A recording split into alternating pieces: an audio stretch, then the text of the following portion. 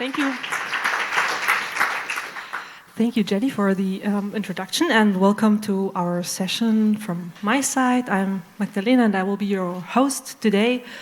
And yeah, our thesis is, many people say or think universal basic income will be the social welfare system of the 21st century. That it kind of will be the lifesaver for all of us who will probably lose their jobs due to digitalization. But we kind of want to ask, is it maybe also basically a neoliberal idea that will make us all poorer in the end? And I want to start with a short show of hands. All of you had the chance, like the Swiss had a couple of months ago, to vote for universal basic income, bedingungsloses Grundeinkommen. Who would vote in favor? Who would say, yes, we want to have UBI? Oh my God, okay. That's good to know. And who would say no? Good, so we have about 98%, I would say, in favor. I want to ask, yeah, maybe some are undecided, that's true. I will ask this question again at the end of the panel, and we'll see maybe if this has changed or not. With me on the stage here, there's Dmytri Kleiner. He's the author of the Telecommunist Manifesto, critical thinker and software engineer based here in Berlin. And he's much more, but I try to keep it short. Then we have Meera Zaremba. She is a sociologist and campaigner for the NGO Mein Grundeinkommen here in Berlin. And we have Timo Daum. He's author and expert for digital capitalism. He had the first idea actually to initiate this panel with all of us here. Keep out looking for his book that will come out in this fall about user-generated capitalism. How will this whole panel work? I will give each panelist now 5 minutes to shortly introduce their idea, to give us an input. And after these 15 minutes, I will try to open this immediately up for a discussion, to have the audience, to have you involved. Okay, so Dmytri, you can take the mic. Hello, I'm Dmytri. I think that was a great question. It was really interesting to see how many people are for UBI and how many people are against it. I'd like to ask a follow-up question. How many people are for free public health care? How many people think that everybody should have a right to a home? So quite a lot of people. Now, how about if universal basic income came at the expense of free public health care, and you had it instead of free public health care? Would you still support it? How many people? So almost nobody. So that really is the question, is what is the pleading economic meaning of universal basic income, and where is it coming from? So I think the question of if it's a neoliberal idea is not really a question. I think it's a fact that it is a neoliberal idea. It's been most fundamentally, it's been supported by all kinds of people like Joseph Beuys. I'm cheating by looking at your notes. And other people, but not really from the point of view of economists. If you look at its economic history, its history in economic thought, it's not looking at random people that may have opinions about it. It is clearly a neoliberal idea. It's supported by the likes of Milton Friedman, developed as guaranteed annual income in some of his books, and he's very clear about the purpose of it. His purpose of it is to eliminate the rag bag, as he puts it, of public services that the state currently provides in order to privatize them, in order to defund and privatize them. This is the main purpose of Friedman's proposal, and the reason why a lot of neoliberal economists support it today. So they are coming after your healthcare. They are coming after your apartment support. That is the purpose.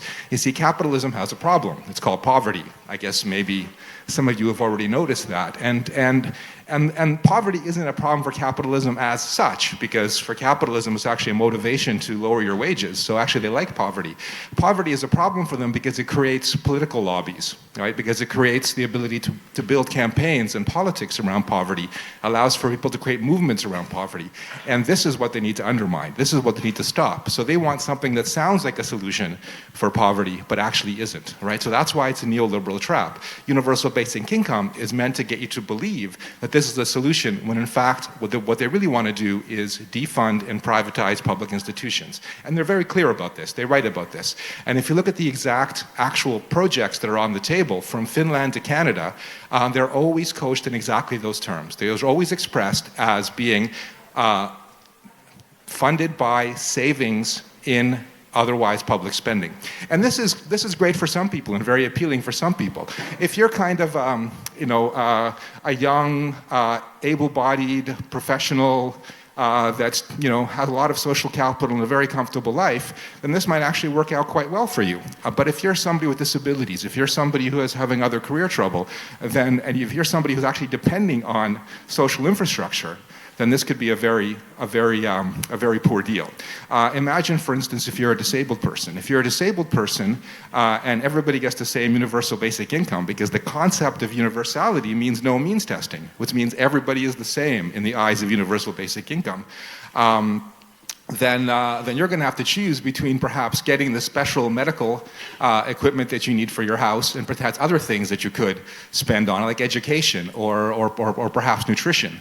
So you're going to have to make trade-offs, right? And unlike actual institutions, like housing institutions, like public healthcare institutions, funding projects are really easy to cancel, the stroke of a pen. You can just simply pass a law to reduce a number in the funding system, whereas when you have established institutions, these are much harder to dismantle because they have an administration, they have a constituency that will support them. This is exactly why they want to do that. So in order to privatize hospitals, in order to extend the privatization of real estate, in order to attack rent controls and other supports for housing, they want to create a system where instead of any government involvement in any of that, they simply give you money. And when they give you money, this means that the provisioning of social infrastructure, the provisioning which you're buying with the money, is still delivered by the market. So it's still a capitalist provisioning. So this is the main point, is that it leaves the capitalist in charge of the provisioning of healthcare, of housing, of education, of childcare, of senior care,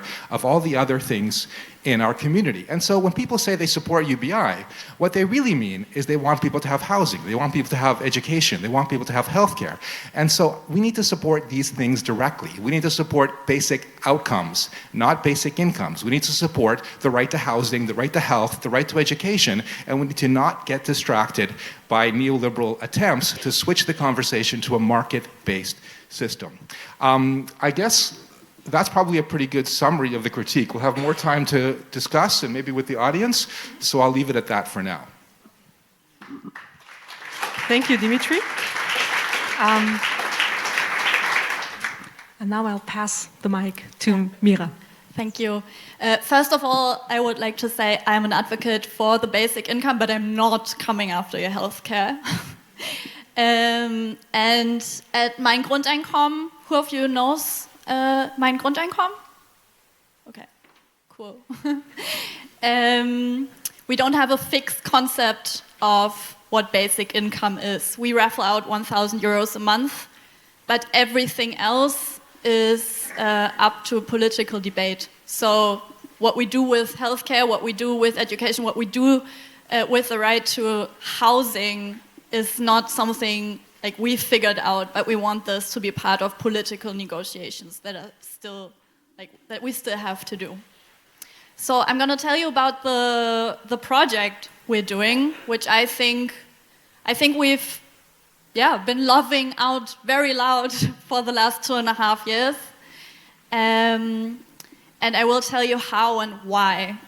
The basic income is being discussed as a solution to a lot, like a really high number of social problems we're facing. In that sense, it's a little bit like exercise or good diet. It helps with about everything.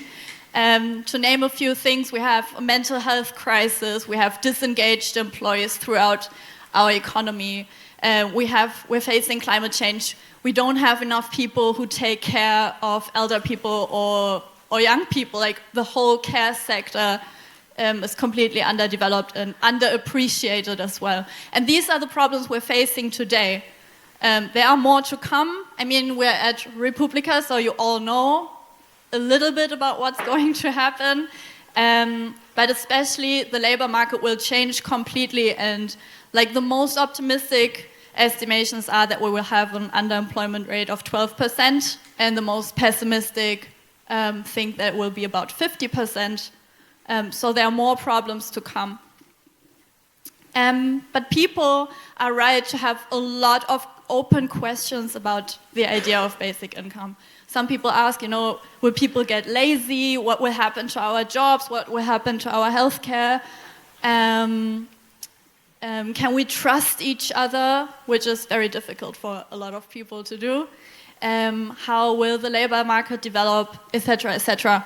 So what we're doing at Mein Grundeinkommen is to just try it out. And we do that by crowdfunding basic incomes. And whenever we have crowdfunded 12,000 euros, we raffle them out to a random person and give them a basic income for a year. And we've done that 85 times so far. And the results are really, they're really simple, but they're also really incredible. Because almost all of the basic income recipients tell us that they sleep better, that they're more relaxed, that their health improves, that they get more creative. A lot of them, they finally find the courage to realize some of their, oldest dreams. They develop more compassion for themselves and for their fellow human beings, and they develop a bigger interest in politics and society. And what's really interesting is that a lot of these winners, they only realize how much existential fear they had once they have the basic income and how much it weighed them down. So my question is, I ask myself if we could all drop the weight of this existential fear, what kind of potential this would be for our society in face of all the problems I just named. Yes, and I'm really excited to discuss this potential with you and to laugh out loud some more. Okay. Thank you, Meera. And then the last of the three inputs will be by Timo. I will be summarizing this a little bit up and talking a little bit also about some third way when it comes to basic income. What do these three gentlemen have in common? They all advocated some sort of basic income. On the left, we have Milton Friedman, spearhead of the Chicago Boys. He stands for the perspective of the neoliberal right, as outlined by Dmytri in his talk. Small government, abolition of social services, and a shift of the responsibility to the individual. That's their program. In his view, basic income becomes a privately managed investment where every single person has to manage an amount of money given to them.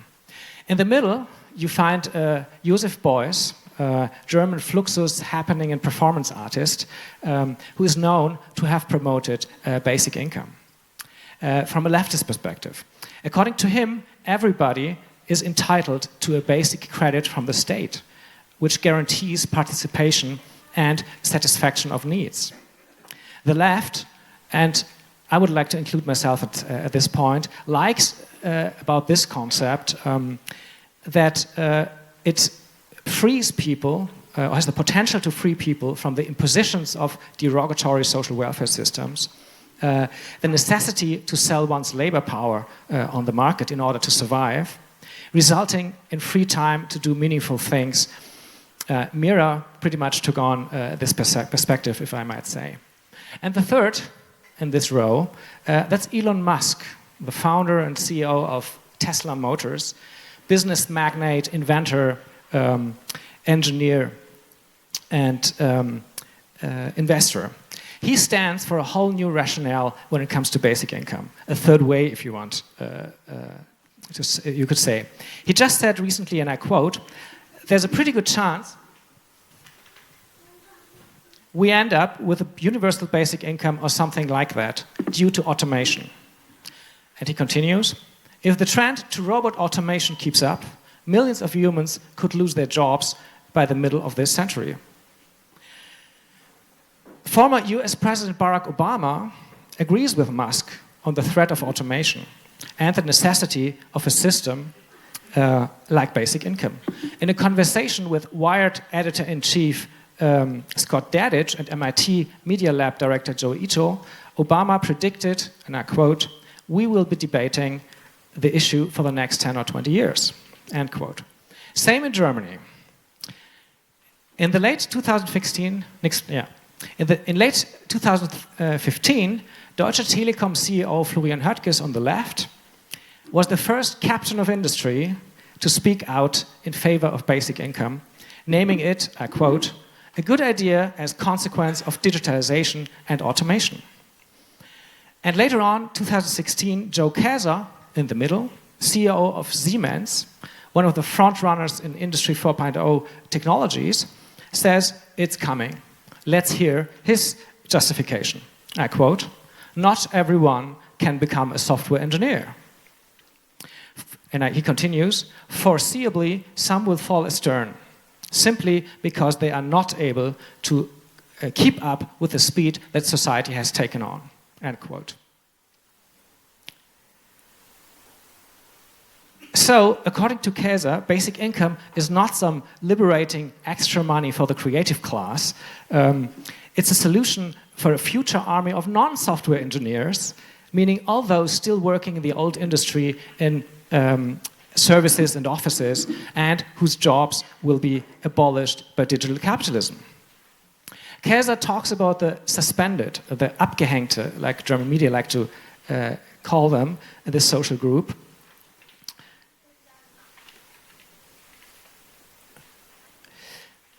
And he's talking about the losers of digitization, the ones that foreseeably will remain on the line because they do not come along with 21st century network economy.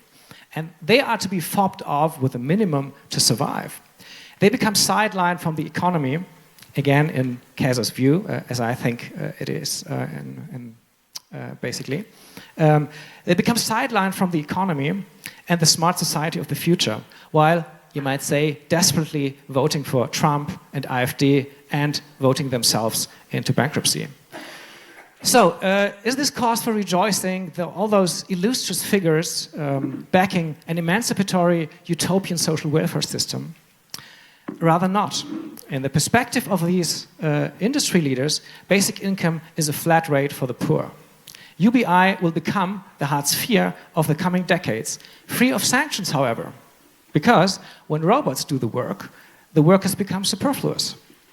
Apparently, digital capitalism no longer needs to force people into work because there will be no jobs for them to be forced into.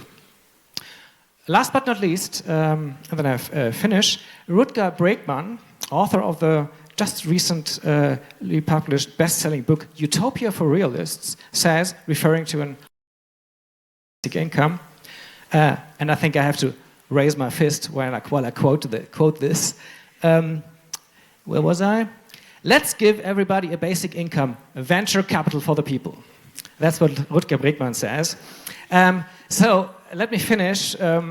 Capitalism apparently is about to enter a new stage in which less and less direct labor is exploited. It finds new ways for capital to reproduce itself and serves basic income as A, pocket money for the pariahs of this new model, and B, creative micro money for the creative self-capitalists that would be us. Thank you.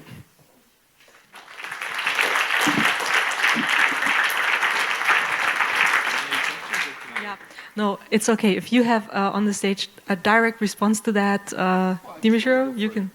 Yeah.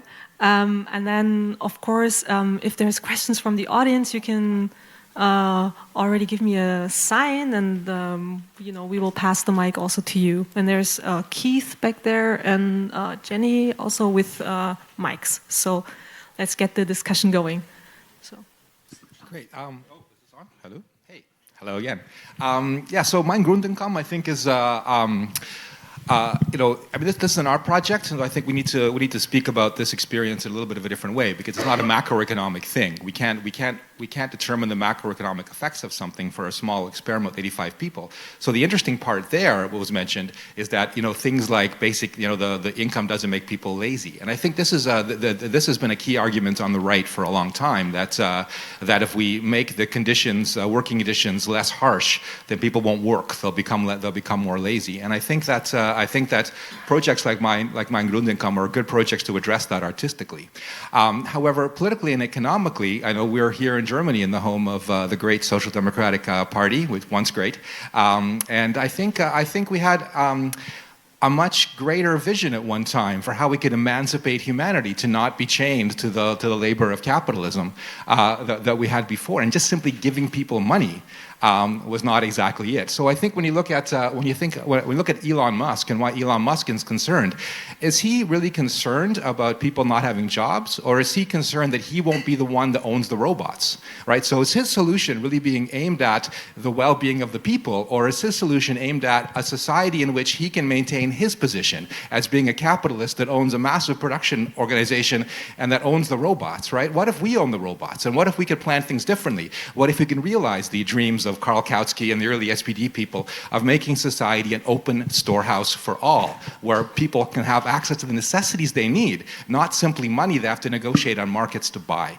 And so I think that's the key difference. So on the mein Grundeinkommen part, I think the important part there is that given money, people don't become lazy. They just do other things. They do things for their communities, for their families, for themselves, for artistic reasons. And that's a good thing. And that's what the left has been arguing for a long time against the kind of agonism of the right that claims that if you make things better for workers, they'll become lazy and less productive. So you need strict bosses to sweat them into working, right? But this idea of a third way, I think whenever you hear of a third way, it should raise your suspicion, because it's usually missing something. And what it's missing here is that capitalism has a particular mechanic. And people like Elon Musk, and everybody on that list is either not an economist or very right-wing. And people like Elon Musk want to perpetuate the system of capitalism. They want to keep the system going. And this is what they're worried about. They're worried about losing control of the robots. They're worried about losing control of the system and not being able to sell you products. So rather than having you fight for outcomes like education, like housing, like healthcare, like food security, they want you to fight for an income so you can give that income to them on the market. And capitalism has certain rules. There is a prices system, which means prices come from the availability of money, right? I mean, even Friedman would agree with that, with his monetarism. And so the idea of giving you more money just means that the prices for necessities will rise. So not only is this a neoliberal idea whose primary objective is to take away your healthcare, take away your housing, and privatize things, but even if you were to enact it, and even if it would just simply cause prices to rise, and you would have a new zero. So what previously costed a certain amount of money would just simply cost a little bit more, and people who were poor before would still be poor. People who were rich before will still be rich. Let's take a simple example. Say you have a community with like 100 houses, right? And the poor people have the worst houses, and the rich people have the best houses. If you give everybody in that community €1,000 a month, what's going to happen? The poor people will still have the worst houses, and the rich people will still have the best houses. The idea that you can have this kind of universal basic income, that you can fix social inequality without any means testing, without actually looking at the conditions of the people, is a very fantasy idea. And once again, happy to talk more about it moving forward.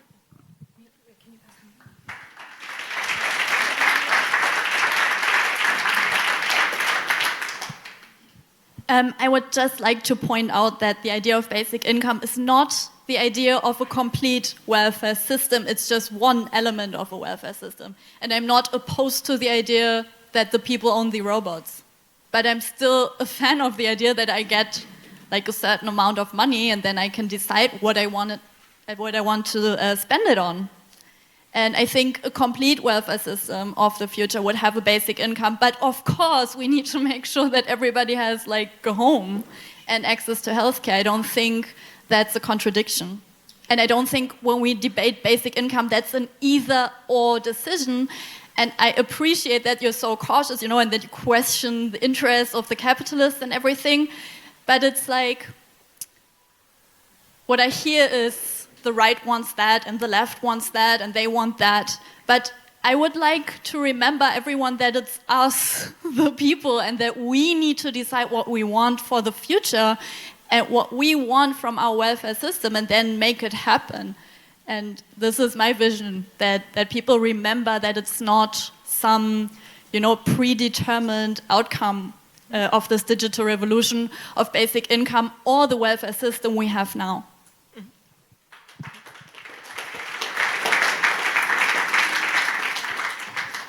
Just a quick reply.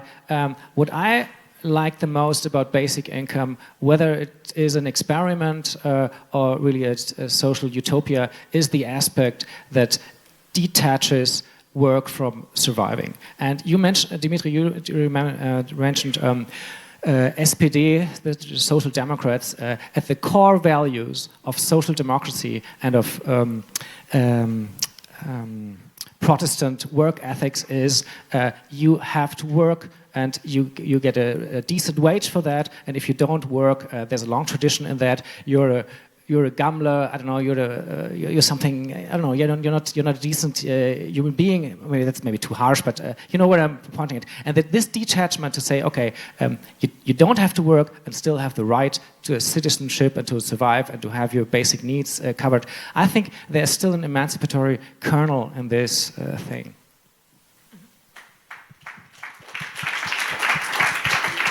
Maybe just I want to also give you all the chance to jump in because we still have 30 minutes. Should I just finish up with those comments? You have 30 seconds, and then I already see so many hands here. So that's great. We'll open up.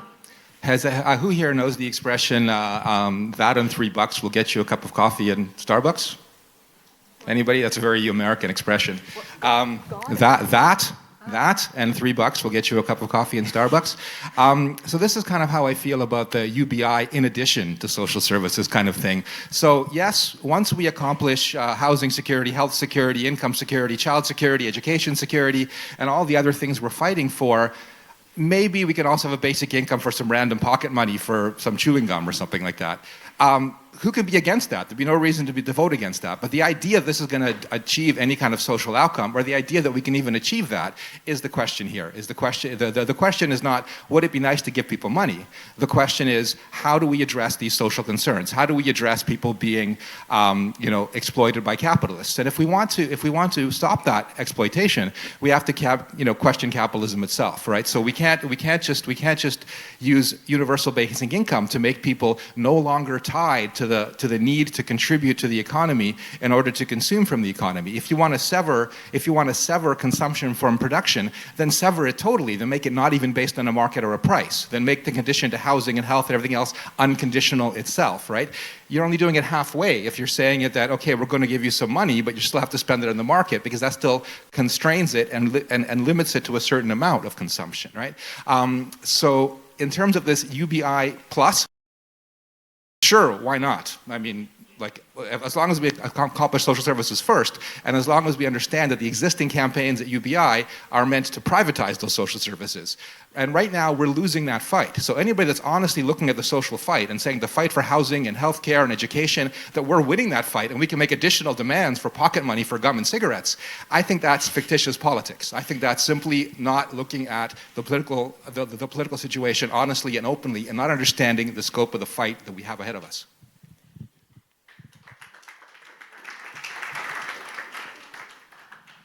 Okay, so please raise your hands again.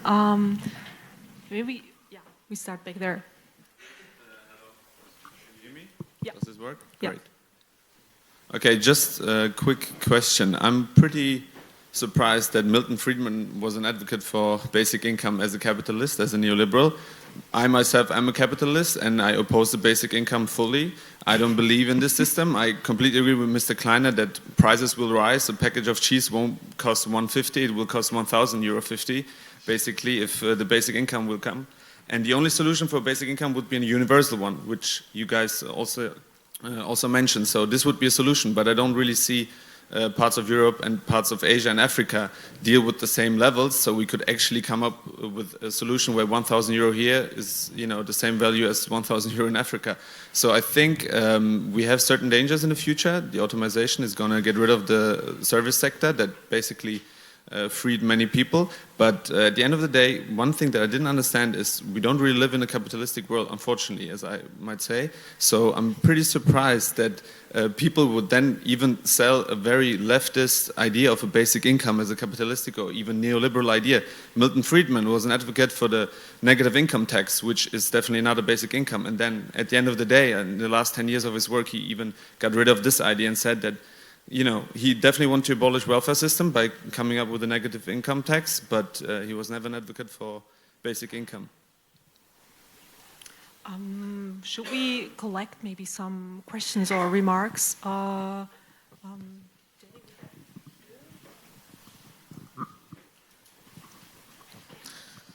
Hi. Yeah, first, I would have to disagree with you, Dmytri, just because, you know, I don't think it's a solution necessarily, but I'm a full proponent of basic income because the basic fact is that these jobs are going away. So you have to do something. I mean, that is a reality. We can argue over the economics and, you know, economic plans, but the reality is these jobs are disappearing, and so we're going to need something to deal with that. And if you read Jaron Lanier, you know, Who Owns the Future, there's a giant sucking sound, and it's all the money going up to the top. So I think that the problem is that's the reality, and you do have to have some sort of basic income in order to deal with that, and how you structure it economically seems to me a secondary issue. Meera has the mic if you I mean, this whole idea of automation-related unemployment is another complicated topic of conversation. If you're going to make those claims, I'd like to see some numbers to back it up, because labor force participation rate globally have not gone down. Neither has technological component of productivity increases. So we don't see it. We don't see that phenomenon. It's a theoretical phenomenon. There's a change in the job structure where certain jobs are going away and other jobs are coming. But the global labor force, the global proletarian labor force is as big as it has ever been in history, and only growing. So this idea of unemployment, I'd like to see some qualification for that. Certain kinds of jobs in certain kinds of places, yes. We don't have glass blowers anymore. We may not have medics that look at your MRIs anymore. That may be done by computer vision. Jobs will change, but the idea that the overall number of jobs is going down, that I'd like to see some data for, and I think it's kind of out of scope for this discussion. Okay, Meera, directly to that. I think you can Google the data. I know. Yeah. My argument, I have data in detail. And I would like to reply that I'm really sad about this because I'm such an idealist, and I consider myself, you know, I considered myself to be on the left side of things, and I thought, oh my God, basic income, it can free us all and make us more creative and, you know, give us more time to get politically involved in everything. And by now, because of all these developments, I think, wow, it's just, you know, it's necessary. It's like, I don't know what else we're going to do. Mm-hmm. And it's like, that's why I think, you know, I'm not opposing you with another version of utopia. I just don't have a utopia. I just think it's first aid for everyone who will be affected by these developments. And it's also first aid for the people who already are affected by these developments. Because when we look at the numbers of mental health issues in this economy, it's just really, really scary. And when I see how many people hold on to jobs that actually hurt them physically and mentally, I just think we really need this basic income to, you know, just like get a reset for all of that. Oh, wait, but Timo has said before he has something to say about that. Just two quick remarks. I think like capitalism is changing, and it's changing work. Like the work that work for lifetime, that supports a family wage, where you can buy as a worker your Volkswagen and support your family and etc. I think that's a model of the past, and capitalism is itself developing a new model, and I think. I might like it or not, I think capitalism itself is developing a new model which consists in micro jobs plus basic income, so to say. And if capitalism succeeds in freeing us from work, so to say, that would be a great achievement of capitalism. I would really embrace that. But of course, that's not the end of it. I mean, capitalism creates all these possibilities that we even are freed from work potentially, and that would be the ideal moment for us to take over. Okay, and then we have more. Yeah. Well, yeah, you will get.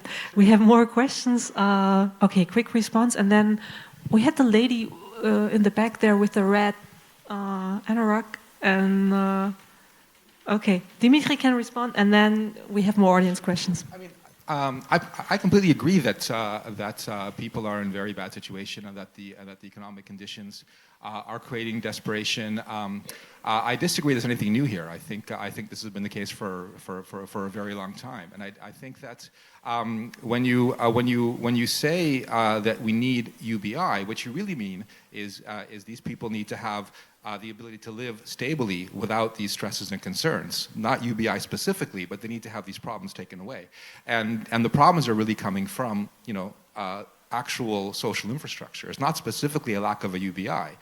It's lack of housing, lack of healthcare, lack of food security, lack of an ability to have a secure life. And UBI is not the only possible approach we can take to solve this. And in fact, as an approach, it won't work because it depends on a market mechanism that will ensure that all gains are lost to prices. I know this sounds like a very hard argument to understand, but when you think about it at a macro level, you understand that if you give everybody $1,000, let's just stick back to my very simple neighborhood example. You have 100 houses, the poorest people have the worst ones, the richest people have the best ones. You give all of them $1,000, explain to me how that's going to increase the housing of the poor. You take the $1,000 from the people in the good houses. But they still will have they will also have the $1,000. But this is why leave the capitalists in charge of the houses? Why not just take the money from the rich people if you need to? We can get into the economic role of taxation itself, which is a much more complicated discussion. But why not just build the houses, give it to the people? Why depend on the market mechanism? Why try to inject income and and try to push on a string, as economists say, trying to use monetary means to create economic outcomes? Right? The metaphor of pushing on a string, I think, illustrates that really well. You're trying to create an effect out here, but instead of pulling from this side, you're pushing from this side. You're imagining if you just throw more money into the market, leave the market alone as it is, that you'll have the outcome you want. Why not just achieve the outcome you want by simply you want housing, build housing? Yeah, I think. Meera can respond, but I promise. Because I'm still a little bit attached to the idea of the market, and I really think it's easy to introduce a universal basic income as opposed to abolishing the market. Okay, but that's a fair point. But wait. Back there. Yeah. Hi, I came to the talk fairly late, so if I say something incredibly stupid, please forgive me. I'm very new to the UBI idea. I'd like to support it. I like to think it's a good idea.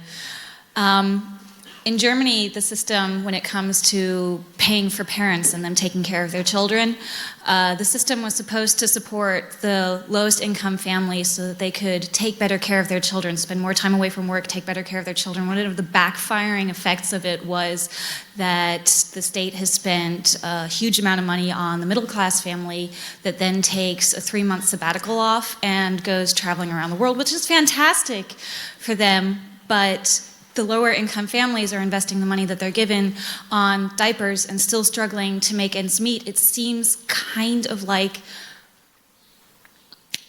there could have been more effective ways to invest that money, and I kind of see that same frustrating structure being replicable if it came to the UBI. What am I missing? Well, you're referring to the Elterngeld here in Germany? Okay. Yeah, Timo. Okay. It's not, because we have so many people who had their hands up. Over there. So Elterngeld, keep it in mind.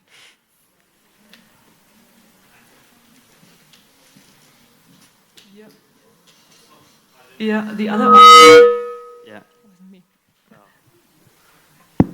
Now it's working. Yeah. Okay. Well, I have 2 points to make. The first one would be that the problem lies in the way the UBI is promoted, because you take an idea and you remove all the political frameworks it may be embedded in. That makes it much smaller and allows everyone to sort of, well, get in on the matter, but it also gets the people in that might use the UBI, well, for political purposes that lie contrary to emancipatory purposes. And, well, this might be some sort of backlash of the whole marketing idea of the UBI, that you take something, you make it so small that it seems the perfect fantasy for everything, and in the end, the question we ought to ask is, what will it solve in the end? And if you embed the UBI in a political framework, such as is done by DM, for instance, then you have a much broader catalogue of measures to embed. So this would be the first point. And, well, the second point is an argument relying on power, because basically when you take the UBI, you create one huge lever for all measures related to, well, redistribution, healthcare, housing, and whatever. And so you just give one big layer to the leaders in charge, and that makes it much easier to change, because there's just one lever to pull than, well, a whole catalogue of measures. So this would be a question that sort of rather ties to, well, the way the UBI is implemented, because this could be, well, solved by simply splitting up the UBI in, for instance, thousands of various basic measures, which would remove the whole lever aspect. But nevertheless, this is a point to consider, because you give a power concentration that has never been seen before to a leader in charge. And I wouldn't say that democracy is stable as it is, as we've seen with Trump or the Brexit. So this would be something to take into account. Thank you. Thank you. Yeah, please, more applause, of course, and more questions. I saw before I said, yeah, get from Jenny. Hello. I'd like to just introduce a method by Friedrich Bergmann. He's actually Austrian, but he taught in Ann Arbor for a long time. And he basically took, I think, a leap, and he's not very well known in this whole context.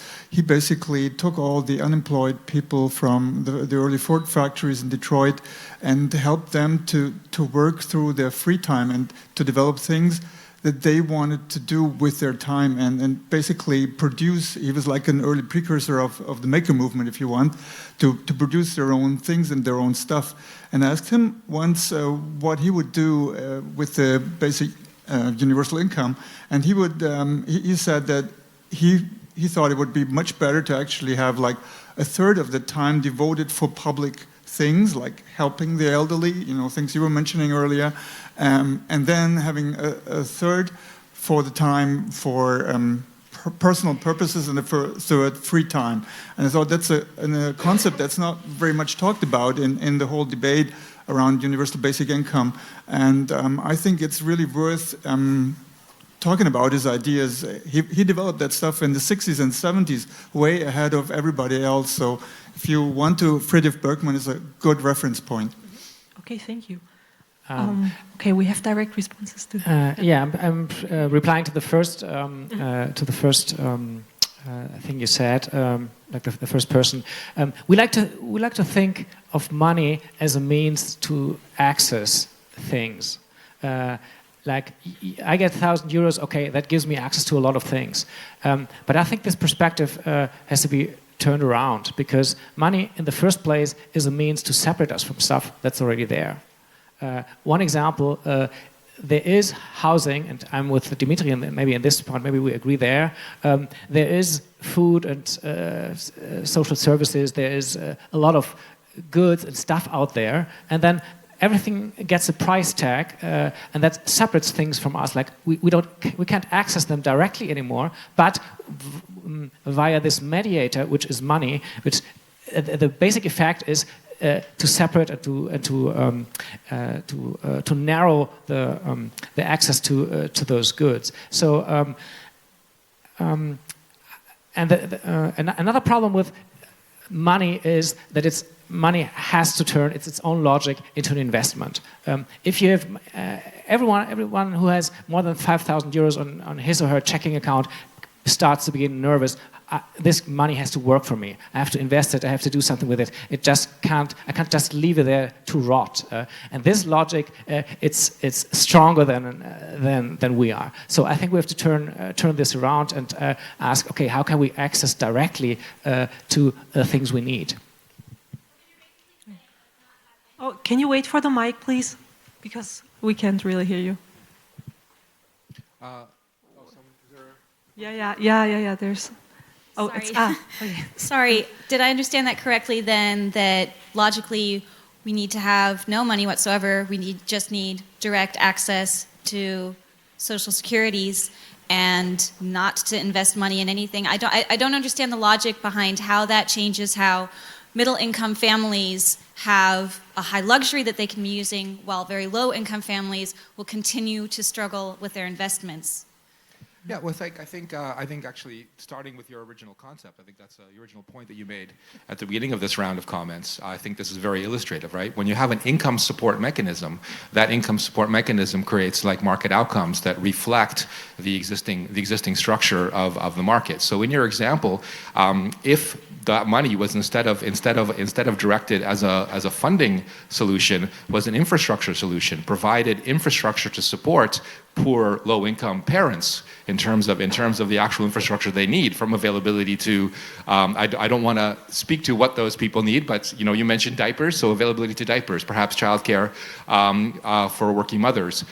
So you can fund the actual programs that will help these people and will also help middle-income people, of course, or you can create income schemes, and those income schemes, funding schemes, always have the same kind of market effect as already the structure exists and amplify them, right? Does that answer your question, or do you want to be more specific? It's more like focus on what you're actually trying to achieve, right? So if you want to educate children, provide education for children, don't give parents money that they will give the capitalists to provide the education of children, because you want to have the social outcome that you want to have. So focus on the outcomes. And of course, it's very easy to take any argument, to absurdum. So to construct an argument ad absurdum is always quite easy. So it's always easy to imagine, well, are we talking about an economy of no money at all, right? And if you look at the writings of the socialists, yeah, the concept of a society as an open storehouse for all is there, and it is a good concept, it is a leading concept, but nobody should suggest or imagine that we can just simply get there. To get there is a political question, which brings us to the second comment there about Diem. Who here has heard of Yanis Varoufakis? Who here thinks of him as somebody who can legitimately change Europe?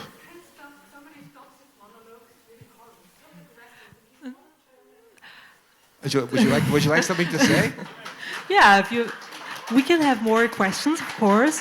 But I really like this. What the lady brought up with this idea of comparing it to the Elterngeld that we had in Germany, which is we call it in German Mogelpackung. Like it's something fake. And like I think it was in the beginning, it was never meant to actually provide people with 1,800 euros a month. If you look at it, you're only eligible for that if you really earn a lot of money. And I think what we can really take from this discussion, or maybe also as a learning, is that you need to be honest at what you're really asking for when you ask for a universal basic income. I really like the approach that Meera and their Mein Grundeinkommen, that they actually do it and give it to people, and actually in your case you do it on the top of having a job or whatever, on top of having, maybe Hartz IV, or you don't ask any questions. Do I understand it correctly?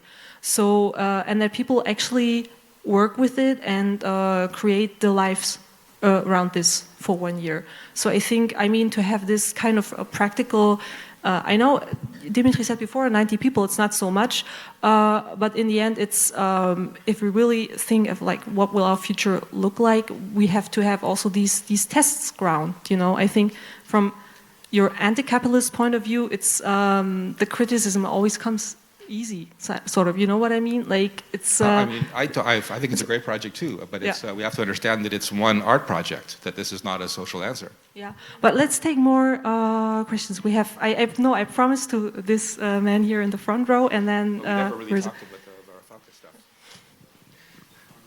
This is okay. I really like to have different opinions around the table, and I really like discussion. And although I'm for the UBI, I really like to have that we have Dmytri here, and to have an opposing opinion, and that we have someone to discuss this with. But then, Dmytri, I do want to say something about like the way in which you make your argument, which I think was not quite fair. You introduced the UBI as a neoliberal idea, and then you mentioned it several times that it's a neoliberal idea, and I think you say that in order to discredit it, because like nowadays nobody wants to be called neoliberal, including me. But I think all of us, including you, we're all smarter than that. Just because maybe originally Milton Friedman introduced this and he was a neoliberalist, I don't care whether he came up with the idea first or whether he was a neoliberal person. Like we can discuss this thing apart from that. And then also later you always talk about they, like the people that support the UBI, and I think with that you also mean like the neoliberalists, and then you said they are afraid that we will take away their robots and that kind of thing, but we just heard that 98% of the people here are for the UBI, so if you talk about them, you mean 98% of the people in this room, and do you really think we are all afraid for our robots, or? I mean, I don't want to speak for all the people in this room. Like they can speak for themselves. When I say it's a neoliberal idea, I mean that's an existing community of people that are using this idea, and we need to confront them, whichever way, whichever part of the camp you want to put yourself in. This is an actual political movement that's actually currently pushing through social welfare retrenchment all over the world, and is actually happening in real life right now. Varoufakis knows that very well from his experience in Greece.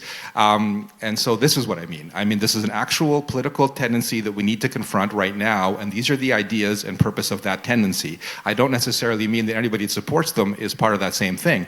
I don't even think that necessarily just because somebody from the neoliberal school of economics said something that it's wrong. The neoliberal school of economics also occasionally says correct things. Like I'm sure they agree that 2 + 2 = 4. So I wouldn't call that a neoliberal idea just because Milton Friedman also says that.